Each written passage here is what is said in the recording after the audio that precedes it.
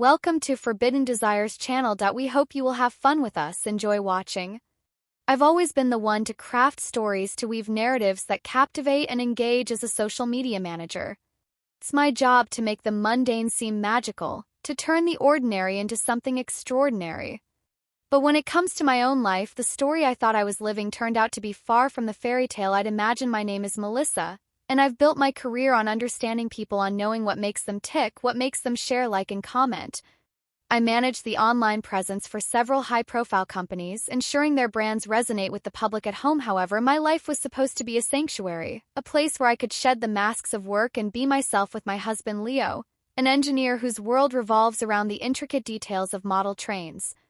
And then there's Lucas, our German shepherd, whose boundless energy and love are a constant reminder of the joy in life.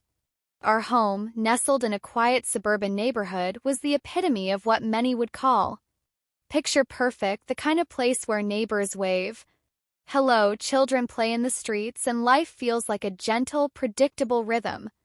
Leo and I, we had our routines, our shared dreams, our laughter that echoed through the halls. But beneath this serene exterior, a storm was brewing, one that would shake the very foundations of our marriage. It started subtly, like the first few drops of rain before a downpour. I noticed Leo was more distant, his mind often elsewhere. His model trains, once a source of joy and connection between us, now seemed to be his refuge, a place where he could escape. First I thought it was stress from work, or perhaps he was just going through a phase.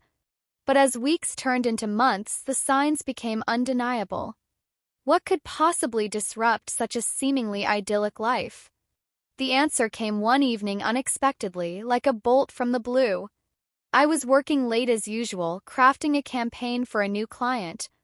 The house was quiet, save for the soft snoring of Lucas at my feet. Leo was supposed to be at a work conference, or so he had told me. But there on my computer screen was a notification from his social media account. A message that shouldn't have been there, a message that changed everything. The message was from a woman named Lila. It was innocuous enough, a simple "can't wait to see you again," but it was the familiarity, the affection in those words that struck me like a physical blow. My heart raced as I clicked through his profile, finding more messages, more photos, more evidence of a life I wasn't part of. The realization hit me like a wave crashing over my head. My Leo was having an affair, the man who had promised to love and cherish me, who had stood beside me as we said our vows, with sharing his heart, his time, his affection with someone else. Pain was visceral, a sharp stabbing sensation in my C*******T. My mind raced through our life together, searching for clues, for signs I might have missed had I been too absorbed in my work, had I neglected him, our marriage. But no, this wasn't about me. This was about him, his choices, his betrayal. I sat there in the dim light of my office, the glow of the screen casting shadows over my face. The silence of the house was now oppressive, filled with the weight of my newfound knowledge. I couldn't confront him. Not yet. I needed to understand, to gather more, to see if this was just a fleeting mistake or something deeper, more destructive. So I did what I do best. I started to investigate, to dig into the digital footprints of his life. I became a detective in my own home, piecing together the puzzle of his infidelity. Each discovery was like another piece of my heart breaking away, but I couldn't stop. I needed to know the extent of his deceit, the depth of his betrayal, and as I delved deeper, the storm within me grew. What I found would not only challenge everything I believed about our marriage, but would also force me to confront truths about myself, about love, and about the masks we all wear. This was no longer just about a picture-perfect life. It was about survival, about reclaiming my narrative, and about the painful journey from betrayal to something resembling peace. It all started on a typical Saturday morning. Leo was off to his monthly model train club meeting, leaving me with Lucas for our usual weekend park visit. The sun was shining and the park was bustling with families, joggers, and the occasional artist capturing the beauty of the day. Lucas, ever the social butterfly, was busy making friends with every beautiful dog and human in sight. I, on the other hand, was busy with my phone, managing social media accounts, posting pictures of Lucas and responding to comments. As the morning turned into afternoon, crowd began to thin out. I decided to take Lucas to a quieter part of the park, a secluded pavilion where we often went for some peace. Here I could relax, read a book, or just enjoy the solitude with my beautiful dog. The tranquility of this place was something I cherished. A brief escape from the digital world I was so immersed in, but what happens when solitude turns into something unexpected? As I settled down on the bench, my phone buzzed with a notification. It was an email from one of Leo's work colleagues asking if I could forward a message to him since he hadn't been responding to work emails. My heart skipped a beat. This was unusual. Leo was meticulous about his work communications. I opened the email and there it was, a simple request, but it felt like a stone in my stomach. I tried calling Leo, but his phone went straight to voicemail. A sense of unease crept over me. I scrolled through my contacts looking for someone from his model train club who might know where he was. I found the number of his friend Tom and dialed it. "Hey, Tom, it's Melissa. Have you seen Leo today?" At the meeting there was a pause. Then Tom's voice came through, hesitant. No, Melissa. Leo didn't show up today. He texted last night saying he had something urgent to deal with." Urgent. My mind raced. What could be so urgent that he'd miss his favorite event of the month? I thanked Tom and hung up my thoughts. Swirling Lucas, sensing my distress, came over and nuzzled my hand. I stroked his fur, trying to calm myself. I decided to check Leo's social media again, this time with a more investigative eye. Rolling through his recent activity, I noticed he had been active just an hour ago, liking posts, commenting on photos, but none of them were related to his trains or work. One post caught my eye. A photo from a local cafe captioned, "Enjoying the day with friends." Picture showed a group of people, and there in the background was Leo, his arm casually draped around a woman who wasn't me. My breath caught in my throat. I zoomed in on the photo, my heart pounding. The woman was Lila, the same one from the messages. They looked cozy, too cozy for just friends. The cafe was just a few blocks from her home. A mix of anger and betrayal surged through me. I stood up. My solitude, now a prison of my own making. I needed to confront this to see for myself. I called Lucas and we left the park, my steps quickening. As we headed towards the cafe, the walk felt like an eternity, each step echoing the turmoil inside me. When we arrived, I peered through the window, my heart in my throat. There they were, laughing, sharing a dessert, looking every bit. Couple Leo's face was animated, a stark contrast to the distant man I'd been living with. I stepped back, my mind racing. This wasn't just a fleeting mistake. This was a deliberate choice, a life he was leading parallel to ours. I felt the ground shift beneath me, my world tilting on its axis. I turned away, pulling Lucas along my thoughts, a chaotic storm. I couldn't confront him here, not in front of everyone, not when I was this raw. I needed to think, to plan back home. I sat in our living room, the silence now deafening. Lucas lay at my feet, his presence a small comfort. I opened my laptop, my fingers trembling as I began to document everything, dates, times, messages, photos. I compiled it all. My expertise in digital footprints now turned against the man I loved. The more I found, the more my heart broke. There were hotel bookings, dinner reservations, even a shared playlist on a music app. Each piece of evidence was a shard of glass piercing my soul. I realized then that this wasn't just about infidelity. It was about the life we had built together, now crumbling under the weight of his deceit. I needed to understand not just the what, but the why. Why would he risk everything we had for this? The storm within me was now a hurricane, and as I sat there plotting my next move, I knew one thing for certain. This was no longer just about a picture-perfect life. It was about reclaiming my narrative, about facing the painful journey from betrayal to something resembling peace. As I sat there in the quiet of our living room, the weight of my discoveries pressing down on me, I felt a strange mix of numbness and hyper-awareness. The house, once a sanctuary, now felt like a stage set for a drama I hadn't signed up for. My eyes drifted to the photos on the mantelpiece, capturing moments of our life together, now tainted by the reality of Leo's betrayal. Lucas, ever the loyal companion, rested his head on my lap, his eyes looking up at me with a mix of concern and confusion. It was in this moment of solitude, with the sun casting long shadows through the windows, that my mind wandered to the pavilion in the park. It was there, amidst the tranquility, that I had made a decision, one that now seemed to echo with irony and regret. The memory of that day was vivid. I had been restless, my thoughts not on the book in my lap, but on the unraveling of my marriage. Lucas, sensing my mood, had come over his tail, wagging his eyes full of innocent affection in a moment of what I can only describe as a lapse in judgment, driven by loneliness and a sudden, inexplicable urge. I crossed a line that should never have been crossed. The act was over almost as soon as it began, leaving me in a state of shock and disgust with myself.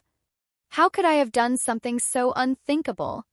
The realization of what I had just done with Lucas hit me like a ton of bricks. I was overwhelmed by guilt, confusion, and a profound sense of betrayal towards Leo. What would happen if Leo found out the thought was paralyzing? Here I was piecing together his infidelity, while I myself had committed an act that in my own eyes was equally damning. The hypocrisy was not lost on me. I felt the walls closing in the air, thick with the scent of my own deceit. I stood up, pacing the room, my mind racing. The evidence against Leo was mounting. Yet now I had my own secret to keep. Could I confront him knowing what I had done? The moral high ground I thought I stood on crumbled beneath me.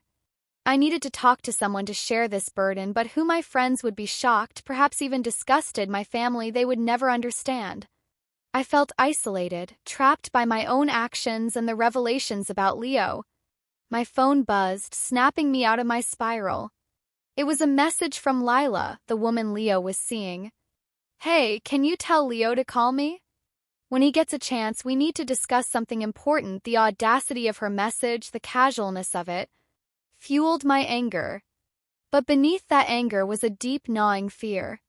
If I confronted Leo, would he throw my own indiscretion back at me? Would this become a battle of who could hurt the other more? I sat back down, my fingers hovering over the keyboard. I started typing a response to Lila, then deleted it. What could I say? Instead, I decided to continue my investigation to gather more evidence, not just for confrontation, but for understanding. I needed to know why Leo had strayed. Why our life together wasn't enough. The next few days were a blur of digital detective work. I found more messages, more photos, more evidence of a life Leo was leading parallel to ours. Each discovery was like another piece of my heart breaking away, but I couldn't stop. I needed to know the extent of his deceit, the depth of his betrayal.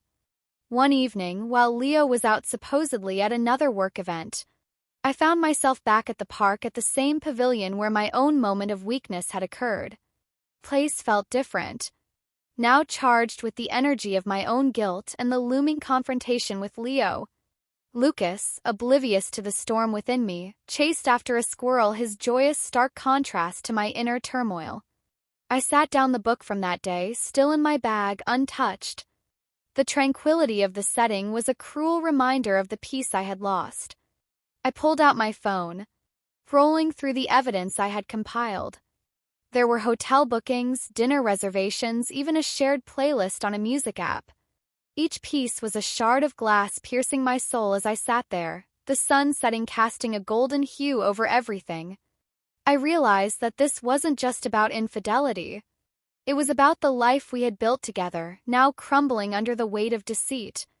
I needed to understand not just the what, but the why. Why would he risk everything we had for this?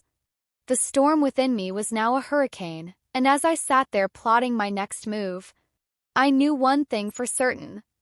This was no longer just about a picture-perfect life. It was about reclaiming my narrative, about facing the painful journey from betrayal to something resembling peace. But how could I confront Leo knowing my own secret? The thought was a heavy chain around my neck. I needed to find a way to address this, to salvage what was left of our marriage, or perhaps to find closure. Path ahead was unclear, but one thing was certain. The next steps would define not just our relationship but my own sense of self. The days following were a blur. I avoided Leo's touch, his questions about why I seemed distant. My guilt was a heavy cloak, and every interaction with him felt like a lie. I couldn't bring myself to tell him, fearing the destruction of our life together. Lucas, for his part, remained his usual self. Unaware of the turmoil his presence now caused me, I started to withdraw from social media, my posts becoming less frequent, less enthusiastic, my colleagues noticed, but I brushed off their concerns with excuses of being overworked. Meanwhile, I began to research, looking for any way to understand my actions, to find some semblance of normalcy. Again, could I keep this secret forever? The thought haunted me as I sat at my desk, the glow of the computer screen casting a harsh light on my face. I had always been adept at managing narratives, but now I was at a loss. How could I weave a story that would explain my own betrayal, my own lapse in judgment? The more I delved into forums, articles, and psychology books, the more I realized the complexity of human emotions, the fragility of trust. Each piece of information was like a mirror, reflecting back my own flaws, my own desires, and the consequences of acting on them. One evening, as I was sifting through yet another article on infidelity, Leo came into the room. His presence was like a sudden chill, a reminder of the life we were supposed to be living. He stood there, his silhouette framed by the doorway, his eyes searching mine for answers. "Melissa, what's going on? You've been so distant lately, is everything?" "Kka." His voice was laced with concern, but all I could hear was the echo of his deceit. I swallowed hard, the words I wanted to say stuck in my throat. "I've just been really busy with work." "Leo, you know how it gets." I lied, my voice barely above a whisper. He nodded, but I could see the doubt in his eyes. "If there's something else, you can tell me. We've always been honest with each other, right?" The irony of his statement was almost too much to bear here. He was asking for honesty, while living a double life. I managed a weak smile, of course. "Leo, everything's fine." After he left, I felt the room close in around me. The silence was oppressive, filled with the weight of my secrets and his. I turned back to my computer, the cursor blinking mockingly at me. I started typing an email to a therapist I had found online, someone specializing in marital issues and personal crises. My fingers hesitated over the keys. The act of seeking helped, feeling like an admission of defeat. But what choice did I have? I needed guidance, someone to help me navigate this storm. The next day I took Lucas for a walk, hoping the fresh air would clear my mind. The park was quieter than usual, the usual bustle replaced by a serene calm that felt almost mocking. Lucas bounded ahead, his tail wagging, oblivious to the turmoil in my heart. As we walked, I noticed a couple sitting on a bench there. Laughter carrying through the air, they looked so at ease, so in love. It was a stark contrast to the facade. Leo and I were maintaining. A pang of jealousy and sorrow hit me. I sat down on a different bench, pulling out my phone to check the email from the therapist. She had responded, offering an appointment for the following week. Relief washed over me, but it was tinged with fear. What would she think of me, of what I had done? Lucas came back, dropping a stick at my feet, his eyes hopeful. I threw it for him, watching him chase after it with such simple joy. If only life could be as straightforward for me. The days leading up to the therapy session were filled with a mix of dread and anticipation. I continued to avoid Leo, my excuses becoming more elaborate. He seemed to accept them, perhaps too eager to believe that our life was still intact. The night before my appointment, I lay in bed, staring at the ceiling. Leo was asleep beside me, his breathing steady and calm. I felt like an intruder in my own life, a spectator to a play where I was both the protagonist and the antagonist. The morning of the session, I left early, telling Leo I had an early meeting. The drive to the therapist's office was a blur, my mind racing through scenarios, preparing for the confession I was about to make. The office was in a quaint building, the waiting room filled with soft music and the scent of lavender. I sat there, my hands clasped tightly in my lap. The reality of what I was about to do settling in when Dr. Mateo called me in her office was warm, inviting. She had a gentle demeanor that put me slightly at ease. "Melissa, what brings you here today?" she asked, her voice soft but probing. I took a deep breath, the words tumbling out before I could stop them. I've done something terrible, Dr. Mateo, something I can't take back, and it's eating me alive. She listened intently as I recounted everything from Leo's affair to my own moment of weakness. Her expression was neutral, but her eyes were kind.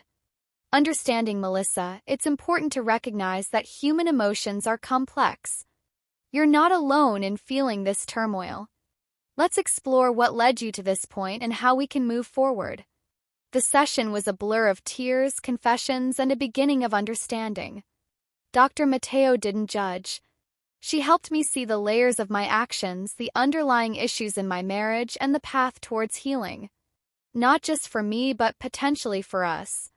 As a couple leaving her office, I felt lighter, but the path ahead was still shrouded in uncertainty. Could I confront Leo with this new perspective? Could we salvage what was left of our marriage? Or was this the beginning of an end? As I drove home, the cityscape passed by in a blur. I knew one thing for certain: the next steps would define not just our relationship, but my own sense of self. The storm within me was still raging, but now there was a flicker of hope, a whisper of a chance for redemption. One evening, as Leo and I sat watching TV, he casually mentioned how Lucas had been acting differently around me. My heart stopped. Had he noticed something? The room felt like it was closing in. Leo, sensing my distress, asked if everything was okay. The moment of truth had arrived. I couldn't lie anymore, with tears streaming down my face. I confessed everything. The silence that followed was deafening. Leo's face went through a gamut of emotions: shock, disgust, anger, and finally a deep, profound sadness. He left the room and I heard the front door slam. Lucas, confused, looked from me to the door, his tail no longer wagging. Would this be the end of our marriage? Question echoed in my mind as I sat there alone, the weight of my confession pressing down on me. I felt like I was in a free fall, the ground rushing up to meet me. I had just shattered the illusion of our perfect life, and now I was left with the shards of what once was. I stood up, my legs shaky, and walked to the window. The street outside was quiet, the kind of quiet that amplifies the chaos within. I watched as Leo's car pulled out of the driveway, the tail lights disappearing into the night. Each moment stretched out, filled with the dread of what might come next. Turning back to the room, I saw Lucas, his head tilted in confusion, his eyes reflecting a mix of loyalty and concern. I knelt beside him, my hands trembling as I stroked his fur. "I'm sorry, Lucas," I whispered, not just to him but to myself, to Leo, to the life we had built together. The silence of the house was now a tangible presence. A reminder of the void I had created. I walked back to the couch, sinking into it, feeling the fabric against my skin like a cold embrace. My mind replayed the scene over and over: Leo's face, the door slamming, the car driving away. I picked up my phone, my fingers hovering over the screen. Should I call him, apologize, beg for forgiveness? But what words could possibly mend what I had broken? I put the phone down, the screen going dark, mirroring the darkness that had enveloped my heart. The night stretched on each tick of the clock, a reminder of the time slipping away, time that could be the end of us. I couldn't stay still. The house felt like a cage. I grabbed my jacket, deciding to walk to clear my head, to find some semblance of peace, or at least a moment of clarity. As I walked through our neighborhood, the familiar streets felt alien, as if I was seeing them for the first time. Through a veil of guilt and fear, the streetlights cast long shadows, and in each one I saw the shadow of our marriage stretching out distorted. I found myself at the park, the same park where my life had begun to unravel. Pavilion stood there, silent, a witness to my moment of weakness. I sat down, the wood cold under me, and stared into the darkness. My thoughts were a storm swirling with questions. What if Leo never comes back? Can we ever rebuild what we've lost? Park, once a place of solace, now felt like the scene of a crime, my crime against our vows, against our love. I pulled out my phone again, this time opening the Notes app. I began to type not a message to Leo, but a letter to myself, a confession of my feelings, my fears, my hopes for redemption. Writing felt like a lifeline, a way to anchor myself. Amidst the chaos, I needed to fight for us, for what we had, for what we could still be. I got up, my movements mechanical, and started making coffee. The routine was comforting. A small piece of normalcy in a world turned upside down. As the coffee brewed, I heard the front door. My heart leapt into my throat.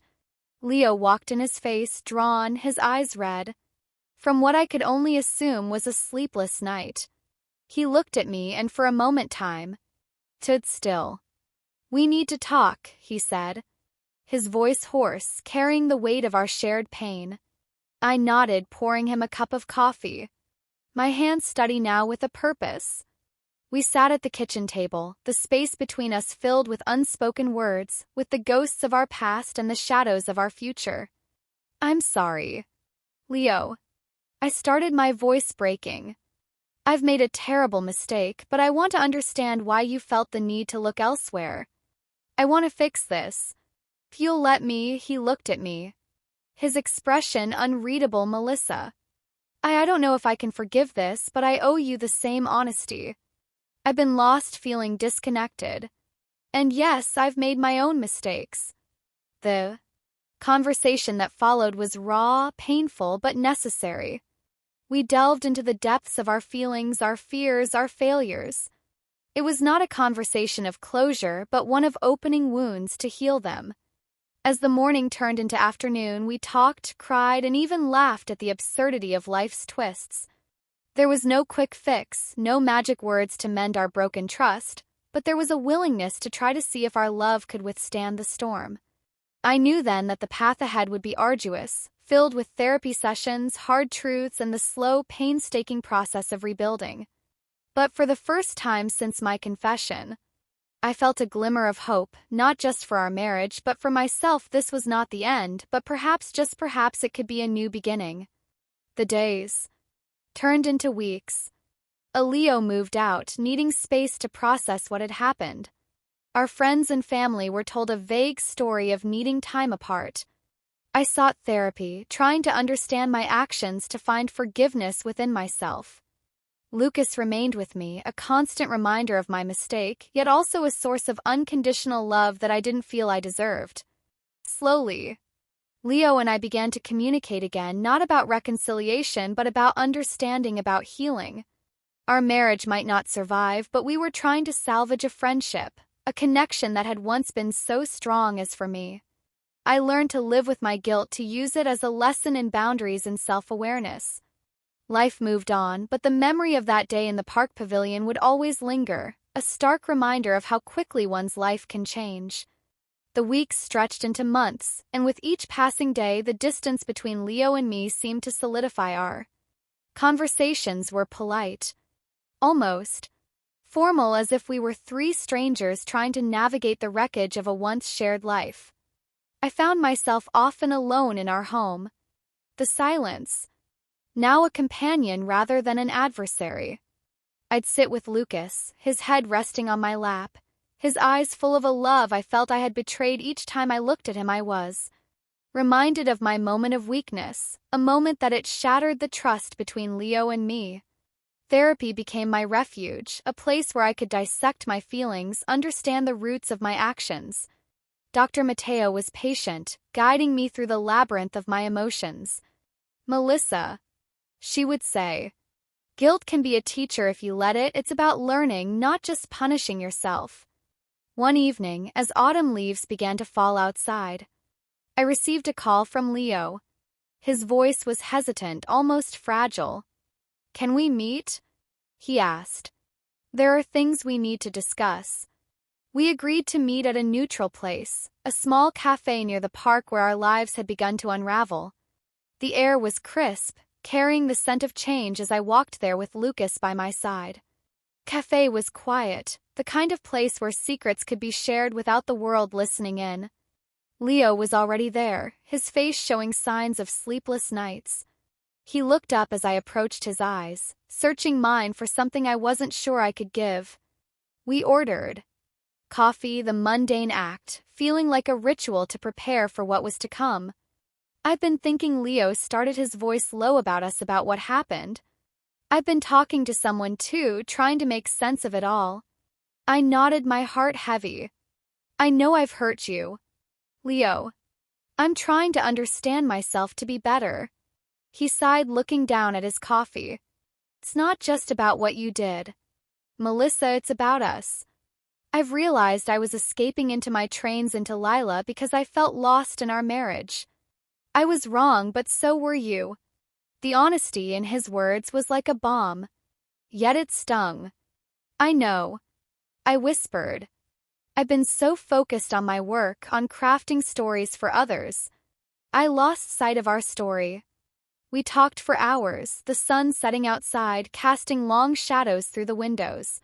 It wasn't about forgiveness or reconciliation. It was about understanding the depth of our individual and shared pain. I don't know if we can go back to what we were, Leo admitted, his voice breaking. But maybe, just maybe, we can find a new way to be in each other's lives. The idea of a new beginning, not as lovers but as friends, felt both painful and hopeful. We agreed to keep talking, to keep trying to heal, not just for us but for the memories we shared, for the love that once was. As I walked home with Lucas, the night air was cool against my skin. I felt a shift within me, a resolve to move forward, not to erase the past but to learn from it. The guilt was still there, a constant companion, but now it was accompanied by a desire for growth, for redemption. In the following weeks, Leo and I met regularly, our conversations slowly shifting from the pain of the past to the possibilities of the future. We discussed boundaries, expectations, and the kind of friendship we could build. It was awkward at times, filled with pauses and unsaid words, but it was real, raw, and necessary. I continued my therapy, delving deeper into my psyche, understanding my need for validation, my fear of abandonment, and how these had driven my actions. Dr. Mateo helped me see that my journey was not just about Leo or our marriage, but about finding peace within myself. One day, as I was walking Lucas in the park, I found myself back at the pavilion, the place where everything had changed. I sat down the wood, cold under me, and watched Lucas chase after a squirrel. This time, instead of guilt, I felt a sense of acceptance. I pulled out my phone, opening the Notes app to the letter I had started writing to myself that night. I read it, the words, now seeming like a message from a past self, one who is lost but searching for light. Dear Melissa, you've made a grave mistake, one that might cost you everything you hold. Dear, but remember, you are more than your worst moment. You've always been about crafting stories, about understanding the human heart. Now it's time to write your own redemption arc. I closed the app, feeling a resolve. I wasn't the same person who had written those words in despair. I was someone who was learning, growing, and trying to mend not just a broken marriage but a broken self. Question of whether Melissa and Leo would ever find their way back to each other remained unanswered, hanging in the air like the autumn leaves. But what was clear was that both of us were on a journey of self-discovery, of healing, and perhaps in time of forgiveness. As I stood up ready to leave the pavilion, I looked back one last time. This place, once a symbol of my downfall, now felt like a starting point for something new, not a return to the past, but a step into a future where both Leo and I could find peace. Whether together or apart, the story of our marriage might not have a fairy tale ending, but it was our story, one we were still writing one day at a time. My story ends here. If you feel that this story is meaningful and brings useful lessons, please like and subscribe to the channel to support me. Thanks for listening, and see you in the next videos.